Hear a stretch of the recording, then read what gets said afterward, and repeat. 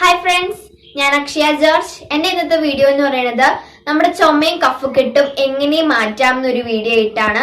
അതിനായിട്ട് നമ്മൾ 3 ഇൻഗ്രീഡിയൻസ് ആണ് യൂസ് ചെയ്യുന്നത്.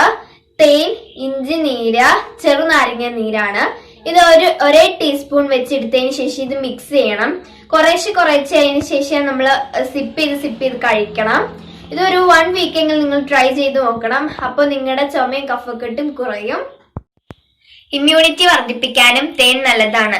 അതുകൊണ്ട് രാവിലെ വെറും വയറ്റിൽ 1 സ്പൂൺ തേൻ വെള്ളത്തിൽ ഒഴിച്ചിട്ട് കഴിക്കുക. ജനുവരി മുതൽ മെയ് വരെയുള്ള സീസണിലാണ് നമുക്ക് തേൻ കൂടുതലായി ലഭിക്കുന്നത്. ഇതിനകത്ത് അയൺ കണ്ടന്റും ഗ്ലൂക്കോസുമാണ് അടങ്ങിയിരിക്കുന്നത്.